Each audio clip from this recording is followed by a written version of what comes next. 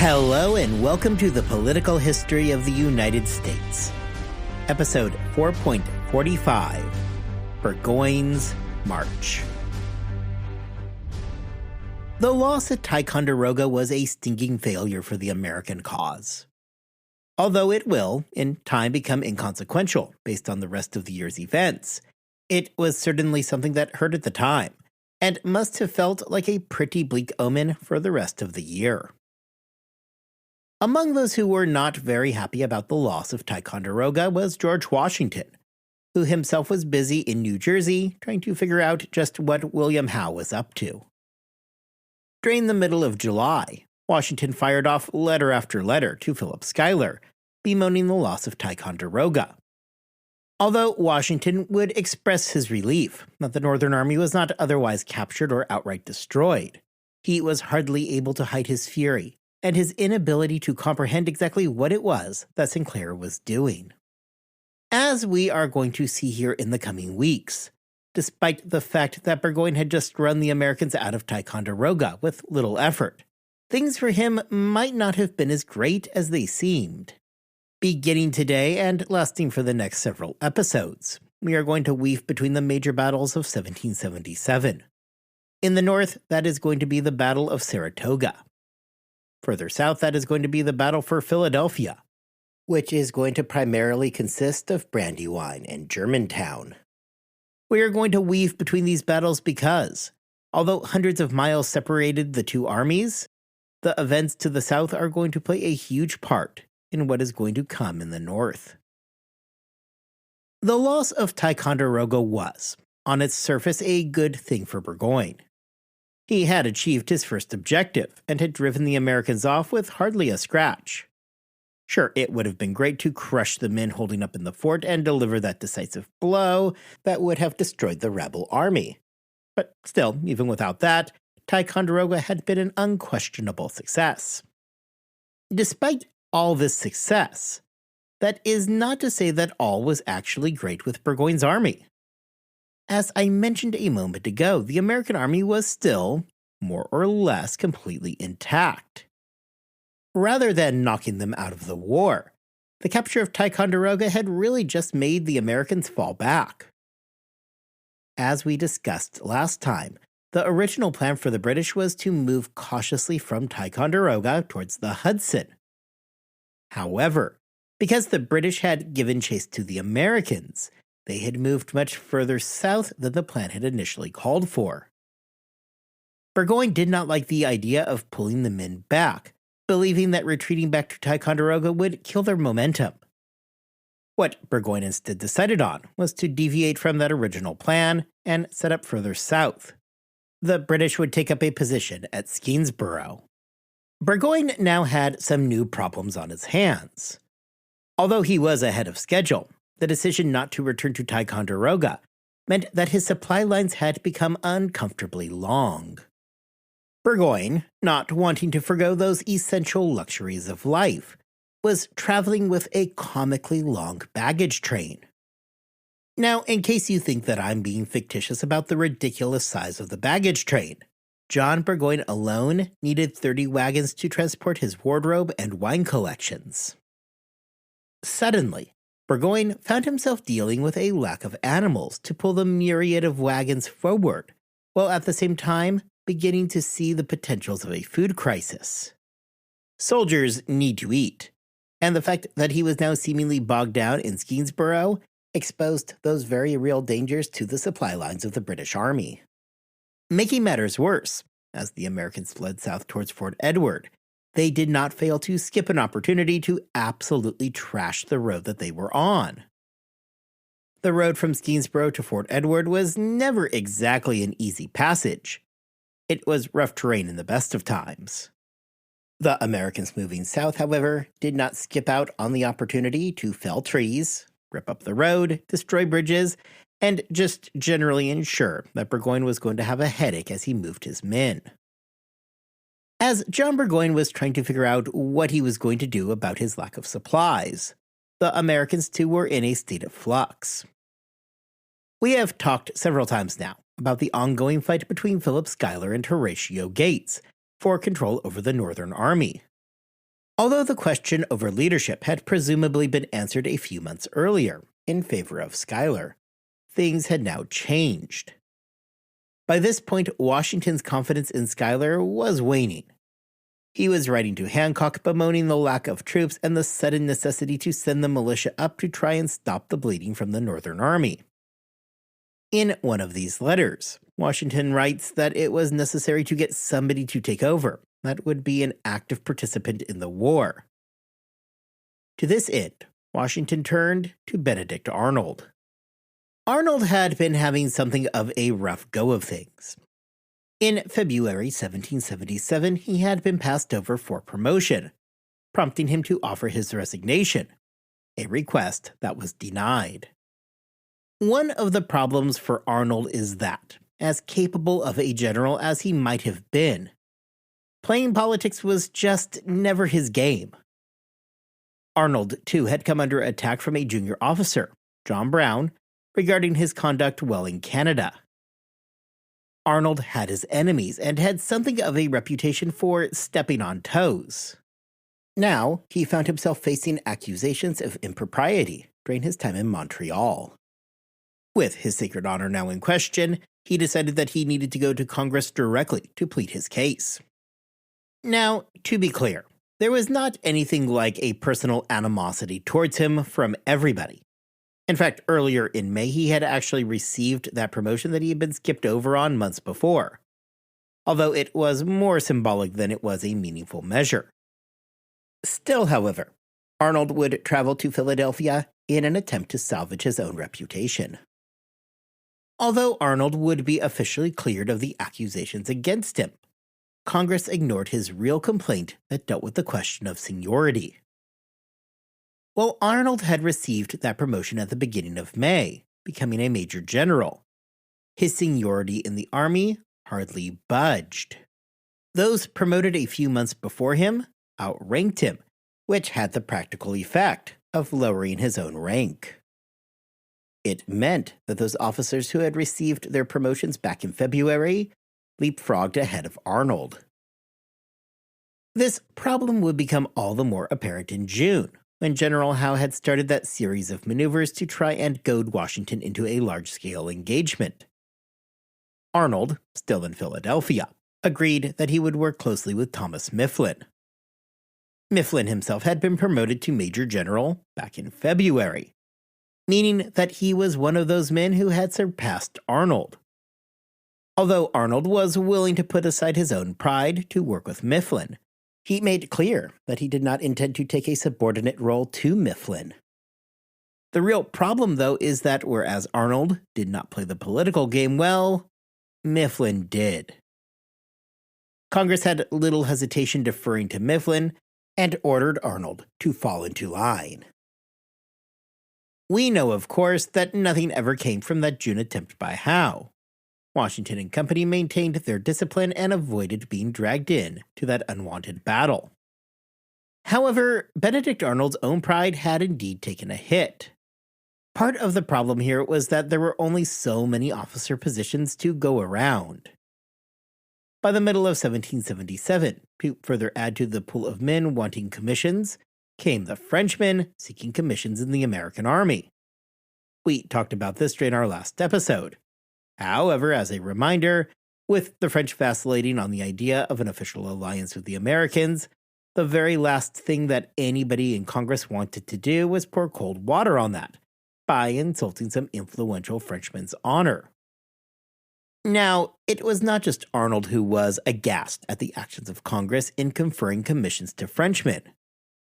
Both Henry Knox and Nathaniel Greene would make their dissatisfaction at the situation very well known. The biggest problem would come in regards to a Frenchman named Philip Corday. In Corday's case, Congress was looking to backdate his commission to August of 1776, meaning that Corday would have outranked Arnold as well.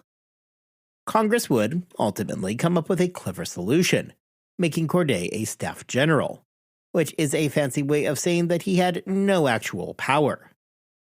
This largely came about as a result of Washington outright ignoring the commission of Corday, instead wanting to maintain the command structure that he had personally put into place. Corday, if he had complaints about his station, would find little time to actually lodge them. In September, he chose to ride his horse into a ferry that was going to cross the Schuylkill River. The horse panicked and pitched Corday directly into the river, where he promptly drowned. None of this really helped Arnold, however, as he was fed up and in July tendered his resignation. Well, Arnold by this point had become something of a pebble in the shoe of Congress. A Congress that probably would have been happy to accept his resignation. Things were about to change. The fall of Ticonderoga had spooked both Congress and Washington alike. Although Arnold had few allies in Congress, he did have an ally in George Washington. Washington ordered Arnold to the north to try and stop the bleeding, asking him to put aside his current grievances. Ever the dutiful soldier, Arnold accepted and immediately set out, with Congress having little option but to pretend that they never got his resignation. If Benedict Arnold's military career had been saved by the loss of Ticonderoga and the necessity to regain control over the Northern Theater, that did not solve all the political problems in the North. The loss of Ticonderoga had been devastating, and people were eager to point fingers. Sinclair was an easy enough target, but he was never a big enough player to be a satisfying scapegoat. Philip Schuyler provided just such a scapegoat. The New Yorker was already deeply unpopular in New England. He had himself been a target of Congress back in May, where he had nearly lost his command over the Northern Army to Gates. Now, in July, he had suffered yet another major loss. This was, as mentioned previously, one of the reasons that Washington ordered Arnold to the north. New Englanders, including John Adams, had their chance to be done with Schuyler, and they took it. Schuyler was ordered to report to Washington's headquarters for an official inquiry, and Washington was asked to appoint a new commander for the Northern Department. Although the official decision was given to Washington, New Englanders made their view very clear that the correct answer for Washington was Horatio Gates, although Washington himself would have probably preferred Nathanael Greene. Either way, Washington was going to defer to civilian command, although his personal dislike for Horatio Gates caused him to basically tell Congress that if they wanted Gates so badly, they could go ahead and make the appointment. And that is exactly what Congress did. On August 4th, Horatio Gates would officially replace Philip Schuyler. As a final aside regarding Arnold's seniority, on August 8th, Congress did take up the issue and voted against restoring his seniority, making clear in the process that they were very tired of talking about Benedict Arnold. Just to rub a bit of extra salt in the wound, just days before shooting down Arnold's request, Congress voted to give the influential and wealthy Marquis de Lafayette a commission as a major general in the Continental Army. As the Americans were busy running around and trying to settle their own leadership problems, Burgoyne was dealing with those supply problems. Despite any advice that he might want to actually go back to Ticonderoga and follow through with the plan, he had absolutely no plans to leave Skenesborough. This presented the British general with several hurdles that he was now going to have to overcome. By the end of July, Burgoyne had managed to move south and capture Fort Edward. The Americans had pulled out some weeks before and were now positioned a dozen or so miles to the south of Saratoga, at the town of Stillwater, located on the shores of the Hudson immediately to the south of Bemis Heights. In the days before Burgoyne took Fort Edward, what seemed at the time to be a seemingly minor incident took place. Following a very minor skirmish, an American soldier named Samuel Standish was captured. Standish told the British interrogators that on July 27th, he had witnessed a few of Burgoyne's native allies enter into Fort Edward, where they found a woman named Jane McCree. McCree was married to one of Burgoyne's rangers, who had put out reward money for her safe return. Unfortunately, such a return was not in the cards for Miss McCree, because the two Indians set to return her to the British got into an argument during which J. McCrae was shot and killed. The two members of the Wyandot tribe who had been involved stated that it was actually the Americans who had killed McCrae. But really, nobody on either side was buying it. Burgoyne at this point gathered up all of his allied Indians and proceeded to give them a thorough dressing down for the McCrae incident. In a moment that feels vaguely reminiscent of Montcalm's response to the Fort William Henry massacre, several of those allied tribes packed up and bailed out. The American press did not waste such a golden opportunity to stir up some powerful propaganda. Wild stories about the dead woman spread, including reports that she had been wearing her wedding dress when she was so viciously shot down. The reports in the American press were wildly violent tales that were intended to tap into those fears that the Americans had of the native tribes. Recall that just a little more than a month before the death of McCrae, it was John Burgoyne boasting that he was going to use his Indian allies to make sure that everybody got back into line. This prospect had terrified the Americans at the time, and now they had proof that Burgoyne was not merely blowing hot air. He was doing the very thing that he had threatened. Although the press had greatly exaggerated the story, often including details in their versions that included hundreds of British troops watching the brutal scene, the effect worked. This was a huge story that spread all over the country. It was about as high-profile a death as you could realistically get in 1777. If Burgoyne's declaration from June had people throughout New England on the fence about joining the fight, the publicity around the death of McCrae spurred them into action. Throughout August and September, the American numbers would quickly begin to grow. At the very same time, Burgoyne was dealing with increasing problems of his own. The march from Skenesborough to Fort Edward had taken a lot of time, forcing the British to expend critical time and supplies moving south. Historian Woody Holton, however, points out that even with the obstacles from the Americans, it still only took Burgoyne 5 days to make the trip.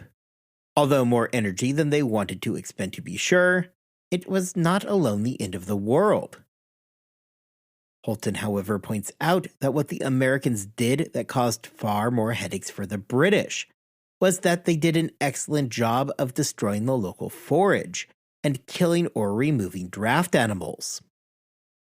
If the British were going to be forced to live off the land, the efforts of the retreating Americans had ensured that such tasks were going to be much more difficult than originally planned. By the time that the British had reached the Hudson, their supplies were nearing a point of exhaustion.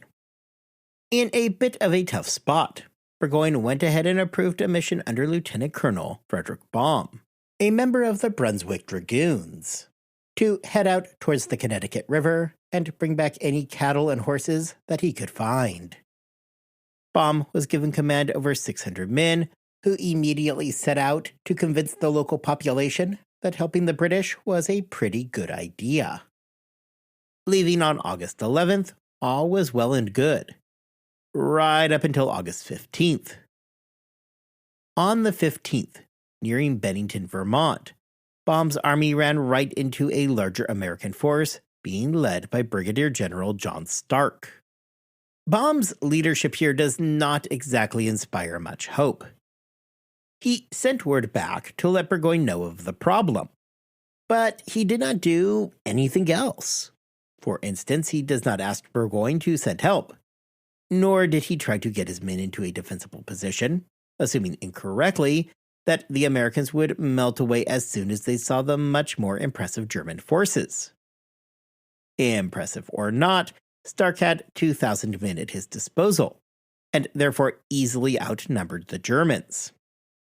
Seemingly fortunate for Baum is that a rainstorm delayed the two forces meeting, which should have meant that the reinforcements that Burgoyne went ahead and sent along anyway, another 600 men, should have reached Baum. Except the rainstorm had made the conditions muddy and slowed them down as well. When the attack came on August the 16th, Baum was still on his own. Stark chose to split his army into 2 columns, giving him the ability to attack from all sides, which worked well as he was able to easily rout the Germans. Following Baum's death during the battle, the Germans broke and fled. When that relief party did arrive to bail Baum out, it was already over. Now, those same reinforcements who had come to help Baum realized just how dire their situation was, and they themselves tried to retreat. Stark and his men had no intention of letting them slip away, and quickly they too found themselves being routed by the militia. By the end of the 16th, the Americans had lost 30 or so men, compared to some 900 captured and killed for the British. With Gentleman Johnny's relief expedition being crushed by the Americans, the British commander was about to receive even more bad news. Off to the west, another engagement was taking place between a mixed British and Iroquois force and the Americans. The British were under the leadership of Lieutenant Colonel Barrymore St. Ledger. St. Ledger left at roughly the same time as Burgoyne, with plans to rendezvous with him at Albany. The plan was for St. Ledger to take a much longer path west and wind back towards Albany, forcing the Americans to expend valuable men and resources checking him, hence making Burgoyne's approach that much easier. St. Ledger's force was a combination of both Loyalists and British regulars, numbering some 700 strong. He then combined that with another 800 Iroquois and Mississauga, who themselves were under the leadership of Mohawk Joseph Brant. For a long time now, both the Americans and the British had been trying to get the Iroquois to choose a side, to which the Iroquois had shown a real reluctance. It is, of course, hard to blame them. They had been in decline for a while, and generally speaking, involvement in European wars did little to strengthen their confederacy. In 1776, the British attempted to forge an alliance with the Iroquois, which the Confederacy rebuffed. However, in 1777, with Burgoyne and a large army reaching Canada, the Iroquois reconsidered and agreed to a formal alliance with the British. This alliance, however, brought with it unique problems, in that the Confederacy was not unanimous on the decision of allying itself with the British, with the Tuscaroras and the Oneidas choosing to side with the Americans. For the Confederacy, this presented a serious problem, as it meant that the now split Iroquois essentially found themselves on opposite sides of a European conflict, and thus thrust into a civil war that absolutely nobody wanted. On August the 3rd, the combined British and native force reached Fort Stanwix at the Great Carrying Place in New York, and quickly placed it under siege. A militia under the command of Nicholas Herchmer attempted to dislodge the British in an attack on August the 6th. Unfortunately, the American path was through a narrow and muddy ravine, which left the men dangerously exposed. Sure enough, the British forces made easy work of the Americans, who were little more than sitting ducks. Herchmer tried to rally his men, but the situation was already dire. Of the 800 men that Herchmer had under his command, at least 200 of them were killed, including Herchmer himself, as compared to just 30 losses for the men under St. Ledger.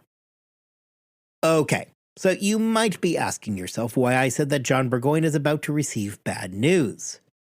After all, St. Ledger had just routed the Americans while taking very little damage of his own. The problem is that quickly those new Iroquois allies were feeling mighty bad about everything. The Iroquois Confederacy literally existed to stop engagements like this between the member tribes, and now for the first time in centuries, Iroquois were fighting each other. Furthermore, the British showed just how little they cared about Iroquois interests when, during the battle, they had left the Indian camp completely undefended. The Americans found the camp and completely cleaned it out. Upset over everything that had transpired, soon these new Indian allies decided that enough was enough and began leaving St. Ledger in droves. At the same time that St. Ledger was dealing with his Indian allies decamping, he got more extremely disturbing news. a large American army was on its way to bail out Fort Stanwix. Even before this news had reached him, St. Leger was already thinking about abandoning his siege. Fort Stanwix was better fortified than he had originally expected, causing things to drag on longer than he would have liked. Now that his Indian allies were in the process of melting away, the very last thing that the British needed was a large American army coming up to relieve the fort, and potentially delivering a crushing blow to the British. This large American army was under the command of Benedict Arnold, who was now returning from his time in Philadelphia. Now, I use the term large army, but I think that needs a bit more explanation. On August 21st, Arnold held a war council, but walked away unhappy with his prospects. Arnold was outnumbered, and the council's advice was not to engage, much to the chagrin of Arnold. However, that same night Arnold was approached by the family of a man named Yost Schuyler. The family claimed that Yost was indeed related to Philip Schuyler, although no evidence exists to prove whether or not that was a valid claim. Now, I say the family of Yost because Yost himself was not present at that initial meeting. You see, Yost had something of a death sentence on his head for aiding St. Leger. What Yost offered to Arnold was simple. In exchange for his freedom, and thus his life, he would go crazily running into St. Leger's camp, screaming that a large American force was inbound. Yost also informed Arnold that because he now had a bit of a reputation for being crazy, the Indians who he had once lived amongst, Indians who were fighting with St. Leger, thought he might possibly be a prophet. With little else to go on, Arnold went ahead and greenlit the mission. Yost and an Oneida scout proceeded to St. Leger, frantically letting them know that the Americans were quickly approaching with a 3,000-man army and that they all needed to prepare. St. Leger bought it, hook, line, and sinker. His men and his Indian allies bought it. Suddenly, a panic seized the camp, and St. Leger found himself having to quickly cut off the siege and pull his men back towards Oswego. As it turned out, they would just keep on going, as St. Leger's troops retreated all the way back to Canada. The retreat by the British was anything but orderly, as the men were trying to get out of Dodge before being overrun by a, albeit imaginary, American army. The men were forced to abandon most of their equipment and just make a run for it. The Indian allies who remained were more than happy to grab the abandoned British gear. When Burgoyne had set out some months earlier, his plan envisioned his army joining up with St. Leger's and Howe's army in Albany. Now, St. Leger's army was on its way back to Canada, and clearly was not going to be coming to help him out in Albany. Likewise, Burgoyne's attempts to send out foraging parties had gone very poorly. The now increasingly isolated Burgoyne decided that, rather than falling back to Ticonderoga to regroup, he was going to push forward. He made the decision to cross the Hudson prior to Albany, where the river was more narrow and not defended by the Americans.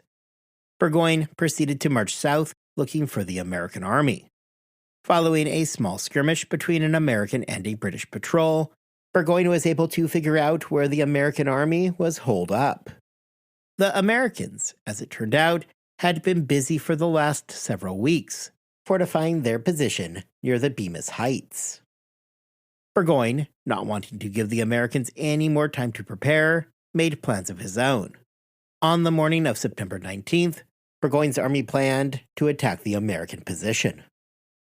John Burgoyne's plans, as I mentioned a moment ago, called for his army to link up with both St. Leger's as well as William Howe's army in Albany. We know that St. Leger was not going to make the party, as he and his men were now withdrawing back north into Canada. But what about William Howe? What was he up to? It has been a while since we have seen our British commander, so I want to go ahead and wrap up today by checking in with Howe in Washington. Howe had done everything that he could to get Washington to commit to a large field battle, something which he desperately wanted. However, the American general had resisted the bait. When it became obvious to Howe that Washington was not going to play along, he withdrew all of his men out of New Jersey and back into New York. This is where everybody was now sitting as Washington and the Americans watched nervously, waiting for Howe's next move. On July 8th, 18,000 troops loaded up onto ships in New York Harbor, where, as was Howe's style, they sat until July 24th. With Howe's troops now out to sea, the question quickly became one of where they were going. There were really only two choices here. Was Howe going to go up and make the much-desired rendezvous with Burgoyne? Or was he going to slide to the south and strike at Philadelphia? Washington believed that the answer was going to be the former. That is, right up until July 24th, when the ships made their way out into the Atlantic, rather than attempting to travel to Albany via the Hudson, which would have been the obvious approach. With Howe moving into the Atlantic, suspicions suddenly shifted to an attack on Philadelphia. This was seemingly confirmed on July 31st, when the Navy resurfaced near the entrance to the Delaware. However, somewhat confusingly, Howe bounced right back out into the Atlantic. While this decision was confusing for the Americans, who were now left to wonder whether or not Howe had just managed to fake them all out. This was not an example of the British general being clever, but rather it was him being indecisive. Howe had been debating if he wanted to go to Philadelphia via the direct route through the Delaware, or if he wanted to land in the Chesapeake and approach from the south. The appearance of the Navy on July 31st indicated that Howe had chosen the more direct approach via the Delaware. However, upon reaching the river, it seems that Howe did not like what he saw. Washington's army was in a position to oppose the landing. Furthermore, the Continental Army had done a good job at building defenses along the river, which the ever-cautious Howe had little interest in subjecting his army to. Landing further south in the Chesapeake did mean that Howe would have a much longer march towards the American capital. However, it also meant that he would have a far easier landing. As an added benefit, the approach from the south cut off Washington's best avenue of escape, should he decide that he needed to retreat. For Washington, this landing meant that he now had to move his army into position to block the British approach from the south. This movement meant that the American army made its way through Philadelphia itself, something that had not been previously done. Washington, aware of the significance of the moment, made sure to have everybody looking their best. Appearances did, after all, matter. With this little bit of pageantry now complete, the Americans marched to a position around 50 miles from the British landing spot. Historian John Fairleigh questions the British decisions here. The question was not really one of if the British could capture Philadelphia. They could. Rather, why did they want it? Howe had moved his army to a location well away from his target, meaning that his army, which was already suffering from the 6 weeks at sea, was going to have a long overland march towards Philadelphia. Furthermore, prior experience had shown that holding cities really had not furthered the war for the British. The British had controlled Boston for over a year.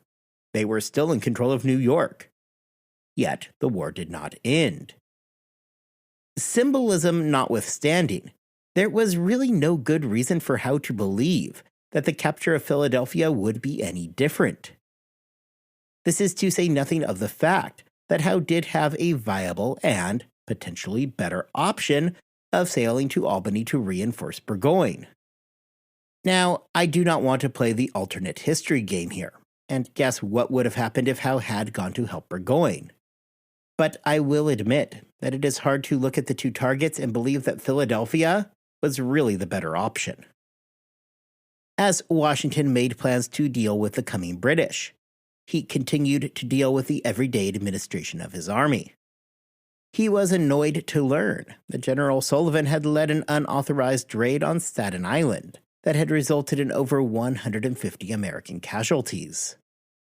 He continued to get reports from the north as Burgoyne's army slowly crept along. he dealt with the continuing political fallout surrounding Schuyler, Gates, and Benedict Arnold. Throughout August, Howe moved at a glacial pace, not reaching Pennsylvania until the end of the month. Washington, having ample time, selected a location along Brandywine Creek, located to the north of Wilmington, for where he was going to make his stand.